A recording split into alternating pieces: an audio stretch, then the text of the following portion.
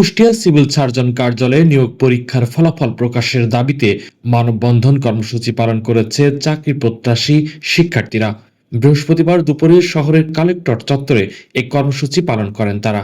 এ সময় তারা বলেন, 2018 সালে প্রথম দফায় কুষ্টিয়া সিভিল সার্জন কার্যালয়ে বিভিন্ন পদে চাকরির জন্য দরখাস্ত আহ্বান করা হয়। নানা জটিলতায় আটকে যাওয়ার পর আবার 2024 সালে দরখাস্ত আহ্বান করা হয়। এরপর চাকরি প্রত্যাশীরা নিয়ম মেনে আবেদন করেন এবং পরীক্ষায় অংশ নেন। পরে দুর্নীতির অভিযোগ তুলে পরীক্ষার ফলাফল স্থগিত করে দেওয়া হয়। তারা বলেন, যদি দুর্নীতি হয়ে থাকে তাহলে পরীক্ষা বাতিল করে নতুন করে আবেদনের সুযোগ দেওয়া হোক অথবা ফলাফল ঘোষণা করা হোক।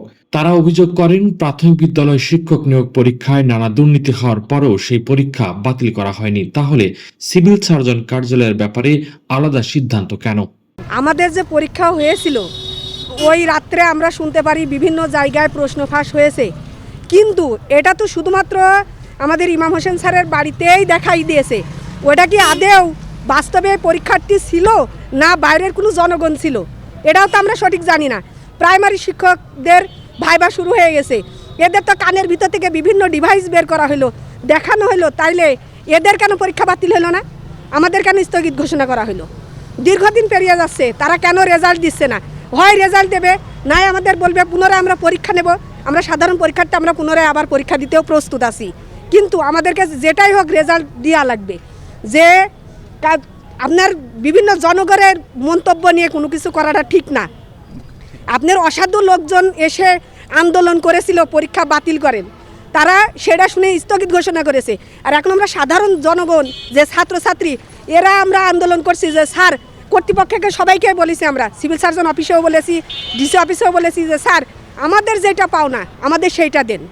আমরা পরীক্ষা দিয়েছি, আমাদের রেজাল্ট দেন। আমি রেজাল্টে উত্তীর্ণ হয়েছি কি না এটা আমি জানতে চাই। আমি যে উত্তীর্ণ হয়েছি এটাও আমি শিওর না, কিন্তু আমার মনের বল আছে, তাই আমি তাদের কাছে এসেছি যে আমি কি হয়েছি এটা আমাকে জানার।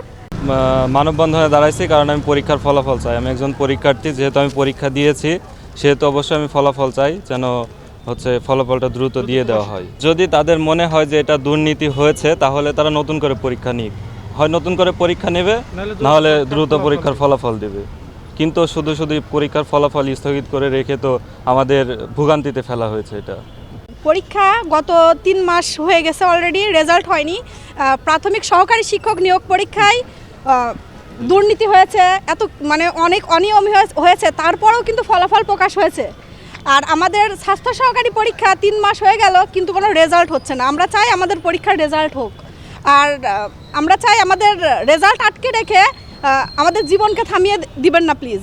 উপস্থিত হয়েছে 2018 সালের সিভিল সার্জন কুষ্টিয়া যে অফিসে নিয়োগ বিজ্ঞপ্তি দিয়েছিল সেইটার আজকে 2026 সাল, আজকে সেটা পুনরাবৃত্তি আবার নিয়োগ হয়েছিল। তো এটার পরীক্ষা হয়েছিল গত 24শে অক্টোবর।